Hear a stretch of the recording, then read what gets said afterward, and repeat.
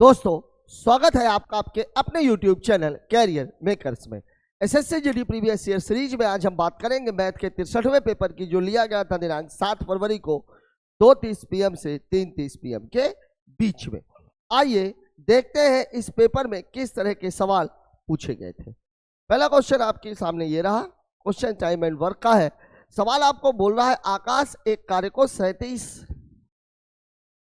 74 दिनों में पूरा कर सकता है। विशाल इसी काम को 37 दिनों में पूरा कर सकता है। आकाश अकेले काम शुरू करता है। कितने दिनों के बाद विकास को उसके साथ जुड़ना चाहिए ताकि कार्य 40 दिनों में समाप्त हो जाए।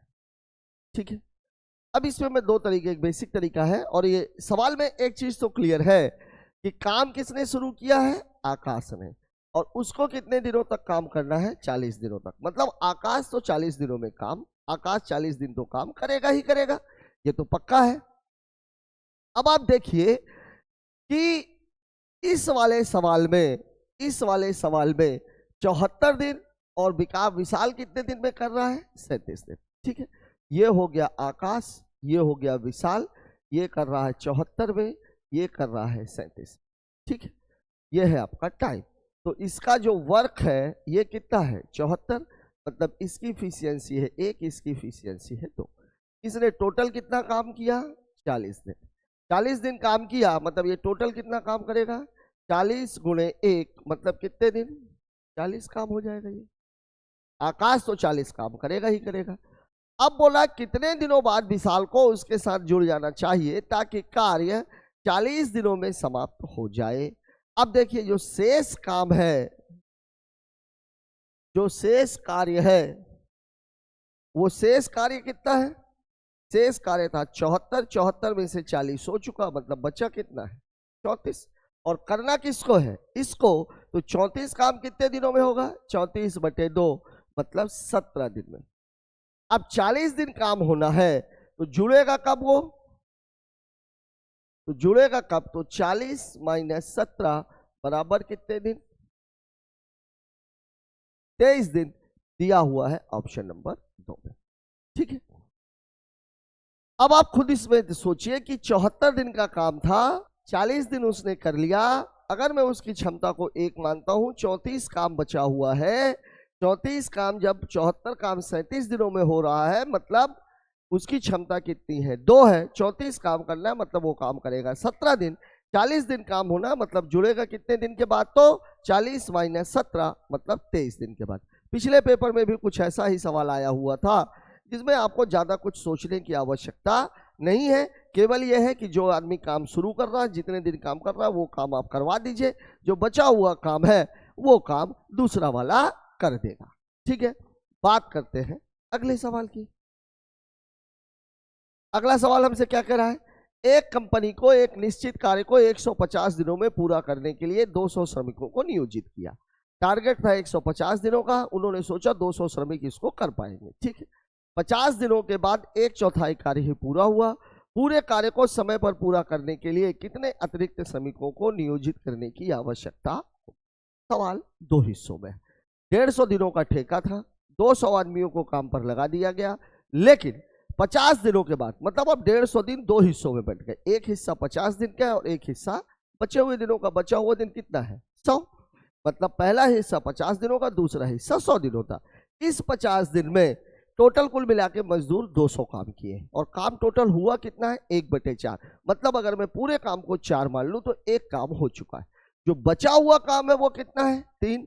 बचे हुए दिन कितने हैं, 100। 200 श्रमिक तो काम कर ही रहे हैं, तो उससे ज्यादा श्रमिक अगर हमें लगाने हैं तो हम ये मान लेते हैं कि जो लगाए गए श्रमिकों की संख्या वो कितनी है। ठीक है, सवाल MDH मसाले का है। M1 D1 H1 upon W1 बराबर M2 D2 H2 upon W2, ये सवाल है। अब देखिए पहले 200 श्रमिक लगाए गए, दिन कितने थे, 50, काम कितना हुआ है, 1। फिर श्रमिकों की संख्या को 200 से x बढ़ा दिया गया। अभी कितने दिन बचे हुए हैं, 100 दिन, और अब काम कितना करना है, 3। ये आपका सवाल है। अब आप देख लीजिए, देखिए 50 दूनी 100, 2 से इसको काटेंगे तो ये कितना आ जाएगा, 100। अब यहाँ कितना बचा आपका, 200 प्लस x बराबर 3 गुणे 100, मतलब कितना हो जाएगा 300, मतलब x की वैल्यू हो जाएगी 300 माइनस 200 बराबर टोटल कितने श्रमिक लगाए गए हैं 100 श्रमिक दिया गया है आपको ऑप्शन नंबर 1 में। बस इसमें समझने की बात यही थी कि नियत समय में काम को पूरा करना है। 150 दिन का मामला है, 50 दिन काम हो चुका है, 50 दिनों में 1/4 काम हुआ। तो सबसे पहला काम, तो काम को आप कितना मान लीजिए 4, जिसमें से बात कितने की जा रही है 4 में से 1 की। तो बचा हुआ काम कितना है 3, बचे हुए दिन कितने हैं 100, 200 श्रमिक तो काम कर ही रहे हैं, श्रमिकों की संख्या को बढ़ाना है तो प्लस x, श्रमिकों की संख्या को घटाना होता तो माइनस x। ठीक है, सवाल आपके सामने लगा हुआ है। बात कर लेते हैं अगले सवाल की। अगला क्वेश्चन हमसे क्या कह रहा है, एक व्यक्ति एक कार में 30 किलोमीटर प्रति घंटे की चाल से 450 किलोमीटर की यात्रा करता है। ठीक है, फिर 40 किलोमीटर प्रति घंटे की चाल से 360 किलोमीटर की यात्रा कर लेता है। ठीक है, और अंत में 50 किलोमीटर प्रति घंटे की चाल से 150 किलोमीटर की यात्रा करके गंतव्य तक पहुंच जाता है। पूरी यात्रा के दौरान उसकी औसत चाल क्या है। ठीक है, अब एक तरीका तो ये रहता है कि आप दूरी को बराबर बराबर हिस्सों में बांट दीजिए, लेकिन दूरी बराबर बराबर हिस्सों में है नहीं, तब औसत चाल बराबर क्या होता है, तब जो औसत चाल बराबर होता है, औसत चाल बराबर होता है कुल दूरी बटे कुल समय। अब देखिए दूरी, पहले वाले हिस्से की दूरी कितनी है 450 प्लस दूसरे हिस्से की दूरी कितनी है 360 प्लस अगले हिस्से की दूरी कितनी है 150 बटे, फिर आपको क्या बोल रहा है, अब देखिए समय आपके पास नहीं है, दूरी दी गई है और चाल दी गई है, तो समय बराबर क्या होता है दूरी बटे चाल। तो अब ये जो 450 की दूरी है इसके लिए चाल कितनी थी 30, ठीक है, प्लस जो 360 की दूरी है उसके लिए चाल कितनी थी 40, प्लस ये जो 150 की दूरी है इसके लिए चाल कितनी है 50। अब आप देख लीजिए 0 से 0 कैंसिल, ये कितना हो जाएगा 15, 0 से 0 कैंसिल, ये कितना हो जाएगा 9, 0 से 0 कैंसिल, ये कितना हो जाएगा 3। यहाँ अगर मैं जोड़ूंगा तो 450, 150, 600, 300, 900, मतलब टोटल दूरी है 960। टोटल समय कितना है 15, 9 24, 24 और 3 27, 3 से कट जाएगा, 3 नंबर 27, 3 त्रिकाई 9, 3 दूनी 6, ये अब तो कटेगा नहीं, तो कितना आ रहा है ये 320 बटे 9 दिया गया है आपको ऑप्शन नंबर 2। ठीक है, औसत चाल कितनी हो जाएगी उसकी 320 बटे 9 किलोमीटर प्रति घंटा। सही बटे में भी दे सकता था, दशमलव में भी दे सकता था। अच्छा, इस सवाल में यही है कि उसने सीधे सीधे 320 बटे 9 ही दे दिया, आपका गुणा भाग करने वाला जो काम है वो कम हो गया। बात कर लेते हैं अगले सवाल की। रानी घर से 30 किलोमीटर प्रति घंटे की चाल से स्कूल जाती है और 20 किलोमीटर प्रति घंटे की चाल से घर वापस आ जाती है। गई और आई तो दूरी समान ही होगी, उसके घर और स्कूल के बीच की दूरी 8 किलोमीटर है। औसत चाल ज्ञात करें। औसत चाल ज्ञात करने के लिए इसकी आवश्यकता नहीं है, क्यों? क्योंकि यहाँ पर दूरी समान है और जब दूरी समान होती है तो प्रत्येक भाग की दूरी को हम कितना मान लेते हैं 1 मान लेते हैं। ठीक है, और जब कभी भी आने और जाने की बात होती है तो जो औसत चाल है वो हो जाती है 2ab upon a plus b। ए जाने की चाल, b आने की चाल। a की वैल्यू यहाँ 30 दी हुई है और b की वैल्यू यहाँ 20 दी हुई है, बस निकाल लीजिए 2 गुणे 30 गुणे 20 बटे 30 धन 20। ठीक है, तो 3 दूनी 6, 6 दूनी 12, ये 1200 हो गया, और बटे 30 में 20 जोड़ेंगे कितना 50, 0 से 0 कैंसिल, इसको काटेंगे 24, मतलब हमारा उत्तर हो जाएगा 24 किलोमीटर प्रति घंटा दिया हुआ है आपको ऑप्शन नंबर 3 में। ठीक है, 8 किलोमीटर की आवश्यकता क्यों नहीं है, जब वो घर से स्कूल जा रही है और स्कूल से ही घर आ रही है तो यहाँ पर दोनों ही स्थितियों में दूरी समान है। जब एक व्यक्ति एक स्थान से दूसरे स्थान तक जाता है और पुनः वापस लौट करके आता है तो वहां पर जो हम फॉर्मूला है वो हमेशा हम 2ab upon a plus b का इस्तेमाल करते हैं। बात कर लेते हैं अगले क्वेश्चन की। अगला सवाल हमसे क्या कह रहा है, एक ठोस बेलन का कुल पृष्ठीय क्षेत्रफल, बेलन का कुल पृष्ठीय क्षेत्रफल 1100 है, इसकी त्रिज्या इतनी है। अच्छा, लंब वृत्तीय बेलन का दिया हुआ है तो उसका वक्र पृष्ठीय क्षेत्रफल ज्ञात कीजिए। अब देखिए कुल पृष्ठीय क्षेत्रफल मतलब संपूर्ण पृष्ठ का क्षेत्रफल आपको दिया गया है, वक्र पृष्ठ का क्षेत्रफल आपको निकालना है। अब यहां पर आप देखिए जो बेलन का संपूर्ण पृष्ठ का क्षेत्रफल है, बेलन का संपूर्ण पृष्ठ का क्षेत्रफल बराबर कितना होता है, ये होता है 2 पाई आर आर प्लस एच। अब देखिए क्षेत्रफल आपको दिया कितना है 1100, ठीक है। अब यहां देख लेते हैं 2 गुणे पाई की वैल्यू 22/7 गुणे आर की वैल्यू 7, 7 प्लस एच बराबर कितना है 1100, ठीक है। 22 पंचे 110, 50 हो जाएगा, 7 से 7 कैंसिल हो जाएगा और ये काटेंगे तो 25, मतलब 7 प्लस एच बराबर कितना है 25, तो एच बराबर कितना हो जाएगा 25 माइनस 7 बराबर 18। ये आपका एक मान निकल गया। अब बेलन का जो वक्र पृष्ठ का क्षेत्रफल है, बेलन का वक्र पृष्ठ का क्षेत्रफल बराबर कितना होता है 2 पाई आर। अब देखिए 2 गुणे 22/7, पाई में तो उत्तर नहीं है, नहीं है, गुणे 7 गुणे 18, ठीक है। 7 से 7 कैंसिल, 22 दूनी 44, 18 चौक 72, 18 चौक 72 और 7 79, 792, सब कुछ सेंटीमीटर में है, तो सेंटीमीटर स्क्वायर ये आपके सवाल का जवाब हो जाएगा। दिया हुआ है आपको ऑप्शन नंबर 1 में, ये स्क्वायर यहाँ नहीं है, यहाँ है, ठीक है। सवाल में कुछ नहीं था, संपूर्ण पृष्ठ के क्षेत्रफल से आपको ऊंचाई मिल गई, त्रिज्या आपको पहले से दी गई थी, और बेलन का वक्र पृष्ठ का क्षेत्रफल निकालने के लिए हमें केवल 2 ही चीजों की आवश्यकता होती है, त्रिज्या की और ऊंचाई की। त्रिज्या हमें दी गई थी, ऊंचाई हमने निकाल ली, ठीक है। बात कर लेते हैं अगले सवाल की। अगला क्वेश्चन हमसे क्या कह रहा है, एक इंजन के पहिए की परिधि ही दे दिया। अच्छी बात है, त्रिज्या दिया होता तो हमें परिधि निकालनी पड़ती।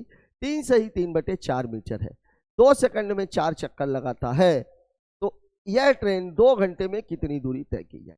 ठीक है, इसको जरा आप एक बात समझिए, ये कोई पहिया है, अब इसके द्वारा एक चक्कर में जो तय की गई दूरी है, मान लीजिए अगर मैं इसको यहां से काट के ऐसे खोल दूं, तो इसको जब आप फैलाओगे तो एक चक्कर में तय की गई दूरी ऐसा रहता है, एक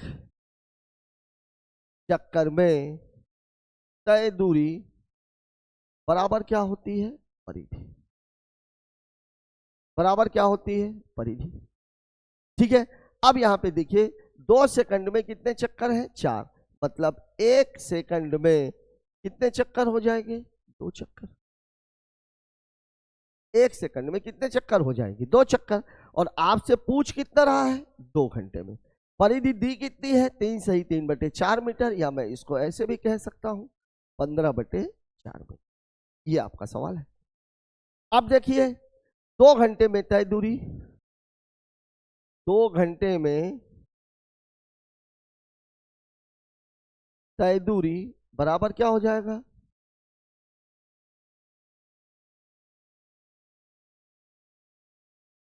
परिधि कितनी है इसकी, 15/4। 1 सेकंड में कितने चक्कर लगाती है, 2 चक्कर।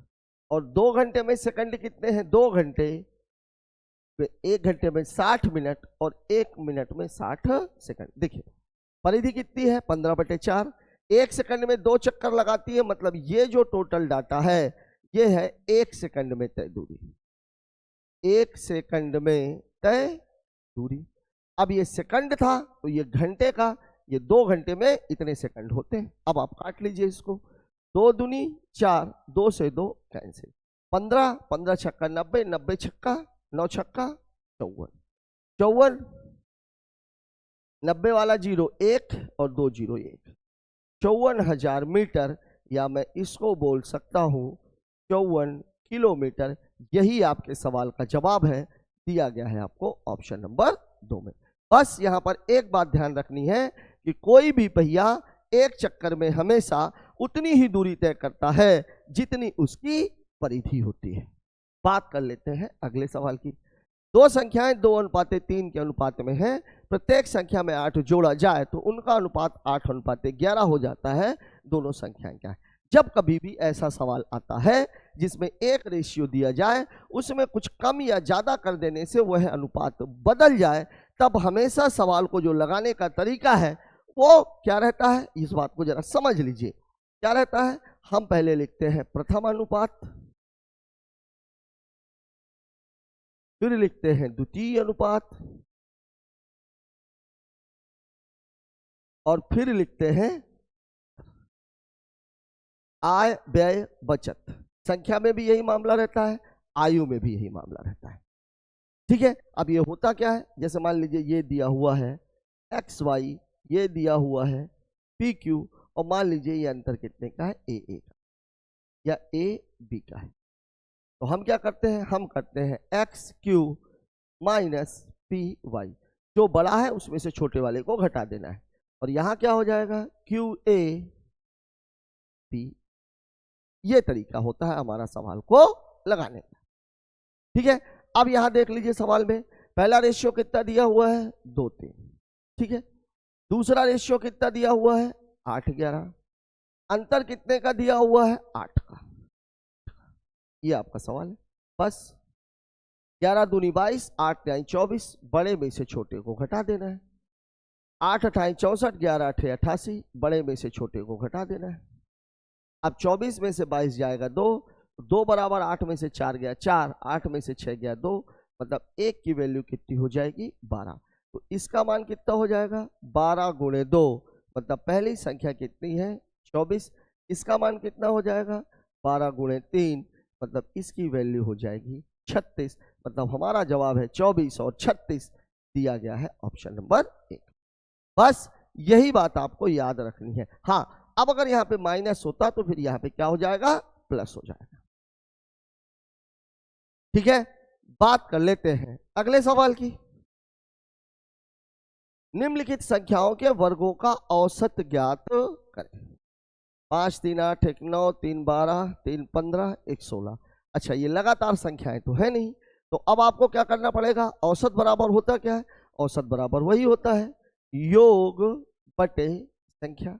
अब लगातार संख्या है नहीं, ना तो ये सम में है ना तो ये विषम में है, ठीक है, और ना ही ये समान अंतर वाली है। तो अब इस सवाल को हमें लगाना ही पड़ेगा। तो देखिए 5 का स्क्वायर, 8 का स्क्वायर, 9 का स्क्वायर, 12 का स्क्वायर, 15 का स्क्वायर और 16 का स्क्वायर। ठीक है, 5 का स्क्वायर कितना है 25 plus 64 plus 81 plus 144 plus 225 plus 256, total संख्या है 3 3 बटे कितना 6। अब देखिए 5 4 9 1 10 4 14 14 5 19 6 25 की 5 हासिल आई 2 2 2 4 6 4 10 10 8 18 4 22 2 24 5 29 की 9 हासिल आई 2 2 1 3 3 2 5 5 2 7 795 बटे 6, 6 कम 6 1 बचेगा 19, 6 तिरिक 18, 1 बचेगा 15, 6 दूनी 12,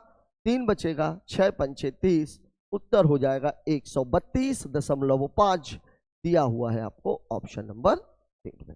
इस सवाल को लगाने का कोई डायरेक्ट तरीका नहीं है, क्यों, क्योंकि संख्याएं किसी भी क्रम में नहीं दी गई है। ठीक है, बात कर लेते हैं अगले सवाल की। समीर ने 372 प्रति दर्जन की दर से 20 दर्जन खिलौने खरीदे। ठीक है, और उन्हें प्रत्येक को ₹32 की दर से बेच दिया। प्रत्येक मतलब एक को 32 की दर से बेचा। 372 प्रति 20 दर्जन, उसका प्रतिशत लाभ क्या था, इसकी जरूरत है क्या डाटा में, नहीं है। चाहे एक वस्तु हो, चाहे 1 दर्जन वस्तु हो, और चाहे 1 सैकड़ा वस्तु हो, जो लाभ या हानि होगी वो सभी में होगी। अब देखिए जो सीपी है वो है 372 रुपया 12 के लिए। ठीक है, और जो एसपी है वो है 32 रुपया 1 के लिए। ठीक है, अब आप देखिए अगर मैं इसको भी एक वस्तु का निकाल लूं तो सीपी कितना हो जाएगा 12 तिहाई 36, 1 बचेगा 12 कम 12, 31 रुपए एक वस्तु के लिए। अब इसको आपको ले लेना, सीपी कितना है 31, एसपी कितना है 12, तो प्रॉफिट कितना हो जाएगा 32 माइनस 31 बराबर कितना 1 रुपया। तो प्रॉफिट परसेंट बराबर क्या होता है, प्रॉफिट अपॉन सीपी इंटू 100, मतलब 1 बटे 31 गुणे 100, भाग जाएगा कितनी बार 3 बार, 93, 3 सही 7, अच्छा दशमलव में, दशमलव 7 बचा है 70, 31 दूनी 62, 8 बचा 31 दूनी 62, 3.22 के आसपास आएगा उत्तर। दिया गया है आपको ऑप्शन नंबर 2। कितना हो जाएगा? 3.22%। ठीक है, बात कर लेते हैं अगले सवाल की। अगला क्वेश्चन हमसे बोल रहा है सुरेश ने अपना मोबाइल फोन मोहन को 10% के लाभ पर 29,700 रुपए में बेच दिया। सुरेश के लिए फोन का क्रय मूल्य क्या था? ठीक है, अब चाहे आप जैसे लगा लीजिए। 10% का मतलब कितना होता है? 1/10, मतलब खरीदा 10 में था, बेच 11 में दिया। इसकी वैल्यू दी गई है 29,700। काट लीजिए, एक की वैल्यू कितनी आ जाएगी? 1 बराबर 11 दूनी 22, 11 सत्ते 77। तो 10 की वैल्यू कितनी आ जाएगी? 2700 गुणे 10, मतलब उत्तर हो जाएगा 27,000 रुपया। ऐसे भी कर सकते थे। 110% बराबर कितना है? 29,700। तो 100% बराबर कितना हो जाएगा? 27,000। अब चाहे आप ऐसे लगाइए चाहे ऐसे लगाइए, ये आपका सीपी है, ये आपका एसपी है। लाभ की बात हो रही है इसलिए 11 हो गया, हानि की बात होती तो मामला कितने का रहता? 9 का। ठीक है, बात कर लेते हैं अगले क्वेश्चन की। यदि पुस्तक का अंकित मूल्य 5,000 रुपए है और इसे 4,000 रुपए में बेचा जाए तो छूट ज्ञात कीजिए। बढ़िया सवाल है। 1/5 20% की छूट है। ठीक है, 1,000, अरे बाप रे, छूट ज्ञात कीजिए, ये तो सीधा सीधा दे दिया है। ठीक है, अंकित मूल्य कितना है? 5,000 रुपया, मतलब मार्केट प्राइस कितना है? 5,000। 4,000 में बेचा गया, एसपी कितना है? 4,000 रुपया। तो छूट जो है वो इन दोनों का अंतर होगी, तो छूट बराबर दोनों को घटा दीजिए, कितना हो जाएगा? 1,000। प्रतिशत में पूछा होता, अगर प्रतिशत में पूछा होता तो हम क्या करते? 1,000, छूट हमेशा अंकित मूल्य पर मिलती है। 5,000 गुणे कितना? 100, 1 2 3, 1 2 3, उत्तर 5 से इसको काटते, उत्तर कितना हो जाता? 20%। प्रतिशत में पूछता तो उत्तर कितना हो जाता? 20। रुपए में पूछा हुआ तो 1,000 रुपया। बात करते हैं अगले सवाल की। 12 और 16 के महत्तम समापवर्तक और लघुत्तम समापवर्तक का योग ज्ञात करें। एचसीएफ और एलसीएम। पहली बात तो यह कि एचसीएफ वह होता है जो सभी संख्याओं को काट दे। अगर 2 संख्याएं हैं तो दोनों संख्याएं उससे कटनी चाहिए, वह बड़ी से बड़ी संख्या हो। तो एचसीएफ का मान या तो सबसे छोटी संख्या या छोटी संख्या से भी छोटा होता है। एलसीएम वह होता है जिसमें दी गई संख्याओं का भाग पूरा पूरा चला जाए। ठीक है, अब देखिए एचसीएफ निकालने का जो सबसे आसान तरीका है, एचसीएफ ये 12 है, ये 16 है, दोनों को घटा दिया, कितना आ गया? 4। घटा दिया दोनों। ठीक है, तो अब ये देखिए 4 का भाग 12 में भी जाएगा, 4 का भाग 16 में। यह ध्यान रखिएगा 4 से ज्यादा नहीं हो सकता, 4 से कम हो सकता है एचसीएफ। मतलब इसका जो एचसीएफ है, एचसीएफ कितना हो जाएगा? 4। अब एलसीएम है तो एलसीएम में 12 और 16, हमें गुणनखंड किसका करना है? बड़ी संख्या का। बड़ी संख्या 16 है, 2 दूनी 4 दूनी 8 दूनी 16। अब आप देखिए 12 भी इसके अंदर होना चाहिए, तो 2 दूनी 4 तो है, 3 हम और मिला देते हैं, मतलब कितना हो गया? 16 गुणे 3 बराबर कितना हो गया? 48। अब आपसे पूछ रहा था एलसीएम प्लस एचसीएफ, मतलब 48 प्लस 4, उत्तर कितना हो जाएगा? 52। दिया गया है आपको ऑप्शन नंबर 1 में। एलसीएम एचसीएफ का ये बहुत ही सरल सवाल कहलाएगा। मूल रूप से आपसे उसने एलसीएफ और एचसीएम ही निकलवाया और बहुत ही आसान सी संख्या दे दी है। जो बच्चे लगातार सवालों को कर रहे हैं वो तो इस सवाल को देख के ही ठीक कर लेंगे। ठीक है, बात कर लेते हैं अगले क्वेश्चन की। यदि पी और क्यू एक संख्या 728 पी क्यू की 2 एकल अंकों वाली प्राकृत संख्याएं हैं जो 80 से विभाजित है, तो पी और पी इंटू क्यू किससे होगा? 0 से हो जाएगा। अब देखिए कैसे, देखिए 728 पी क्यू डिवाइडेड बाई किससे है? अब देखिए यहां पर ये 0, जब कभी भी कोई संख्या 0 वाली आती है तो आप सबसे पहले काम क्या करते हो? 0 से 0 को उड़ाते हो। अब इसका मतलब ये हुआ कि जो Q का मान है, Q का मान तो 0 ही होगा। Q का मान कितना होगा? अब अगर 80 से विभाजित करना है तो ये वाली जो संख्या है ये किससे विभाजित हो जानी चाहिए? 8 से। लेकिन अब यहां पर एक समस्या ये है कि उसने P एंड Q, P गुणे Q पूछ लिया।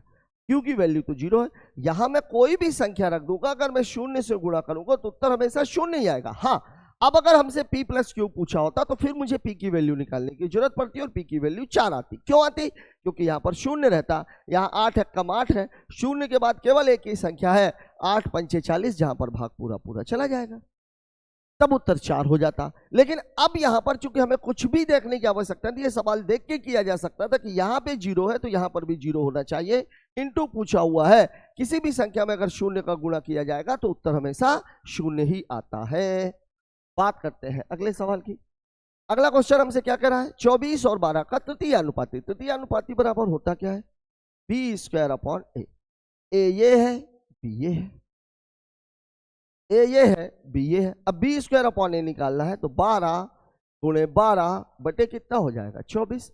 12 दूनी 24, 2 छक्के 12, मतलब आंसर कितना हो जाएगा? 6। बगैर सोचे समझे कुछ, मतलब एक सिंपल सा फॉर्मूला है। तृतीय अनुपाती और चतुर्थ अनुपाती का फॉर्मूला तो आप लोगों को याद रखना ही होगा। बात करते हैं अगले सवाल की। एक निश्चित राशि पर 8% वार्षिक ब्याज की दर से 3 वर्षों में चक्रवृद्धि और साधारण ब्याज के बीच का अंतर 61.60 है। अब यहां पर मैंने आप लोग, यद्यपि ये सवाल बहुत आसानी से किया जा सकता है, 20 × 60 8% है तो 8% है, इसका मतलब कितना हो जाएगा? 20 × 160, मतलब मामला कितने का है? 20 का है। ठीक है, अब 8% की वैल्यू है तो 12.5 गुणे 12.5, तो 12.5 में अगर मैं 20 का गुणा करूंगा तो 250, और 250 में अगर फिर मैं 12.5 का गुणा करूंगा तो कितना हो जाएगा? 25 पंचे 125, 25 पंचे 125, मैं ये बोल रहा हूं 125 में कितने का गुणा करना है? 25 का, ये करना है। 625 3125, उत्तर तो ये वाला है। लेकिन मैंने आप लोगों को बोला था जब कभी भी ऐसा सवाल आता है जिसमें अंतर की बात की गई हो, अंतर मूलधन और दर में से 2 चीजें अगर आपको दी गई हैं तो हमेशा फॉर्मूले का इस्तेमाल करिए, और फॉर्मूला ये है PR² 300 + R अपॉन 100⁻3। अब देखिए x की वैल्यू कितनी है? 61.6। P की आपको निकालनी है, R की कितनी है? 8 गुणे 8, इसको करेंगे तो 300 + 8, और बटे कितना हो जाएगा? 100 गुणे 100 गुणे, यही होगा। अब आप देखिए, अगर मैं इसको हल करूं, 4 दूनी 8, ये भी 25, 4 दूनी 8, ये भी 25, मतलब P बराबर हो जाएगा 61.6 गुणे 25 गुणे 25 गुणे 100, और बटे में इस तरफ क्या रहा है? 4 गुणे 308। ठीक है, ये दशमलव हटेगा तो ये 0 हट जाएगा। ठीक है, अब देखिए 2 दूनी 4, 2 तिहाई 6, 0, 2 अट्ठे 16, 308 से 308 कैंसिल हो जाएगा, और 2 पंचे 10, 25 25 हम 625, 5 का गुणा कर देंगे 3125। ये आपका उत्तर है, पहले ही मैंने टिक कर दिया था। ठीक है, तो जब भी ये सवाल आए आप इसमें ज्यादा दिमाग मत लगाइए। अगर अंतर वाले सवाल आ रहे हैं, 2 साल का है तो 2 साल वाला फॉर्मूला लगा दीजिए, और 3 साल वाला है तो 3 साल वाला फॉर्मूला लगा दीजिए। बात कर लेते हैं अगले सवाल की। 17वां क्वेश्चन क्या बोला? एक शहर की जनसंख्या में पहले वर्ष 10% की वृद्धि होती है, दूसरे वर्ष में 10% की कमी होती है, दूसरे वर्ष के अंत में जनसंख्या 9,90,000 है, तो पहले वर्ष की शुरुआत में उत्तर तो 10 लाख है। क्यों है? देख लीजिए, 10% का मतलब कितना होता है? 1/10, मतलब पहले साल जनसंख्या क्या हो गई? 10 से 11, फिर कमी हुई मतलब 10 से 9, मतलब मामला कितने का है? 100 से कितने का हो गया? 99 का। इसकी वैल्यू 9,90,000 आपको दी गई है, काटेंगे तो कितना आ जाएगा? 10,000। ठीक है, इसमें आप गुणा कर दीजिए, तो 100 गुणे 10,000 का मतलब कितना हो जाएगा? 1 2 0 ये, 4 0 ये, 2 4 6, ये उत्तर है। 2 4 6, 10 लाख उत्तर आ जाएगा। देख के ही सवाल किया जा सकता था, इसमें ऐसा कुछ है ही नहीं। बात कर लेते हैं अगले सवाल की। चीनी की कीमत में 5% की कमी आई, कोई परिवार अपना खर्च चीनी पर पहले की तरह ही रखना चाहता है, तो परिवार को चीनी की खपत में कितनी वृद्धि करनी होगी? यहां पर मैंने आप लोगों को एक बात बताई थी, जब कभी भी रेट एंड वेट का सवाल आता है, पहले मान लीजिए किसी वस्तु की कीमत जब प्रतिशत में दिया गया 100 थी, अब वो बढ़ के 105 हो गई है, तो नहीं, 5% की कमी आई है, तो 100 से घट के कितनी हो गई है 95। लेकिन हमने ये सोचा कि नहीं भैया हमको तो 100 रुपए ही खर्च करने, तो पहले वो 100 रुपए किलो मिल रही थी तो हम 1 किलो लेकर के आ रहे थे, अब वो 95 रुपए किलो हो गई है, मतलब अब मुझे सामान थोड़ा सा ज्यादा मिलेगा।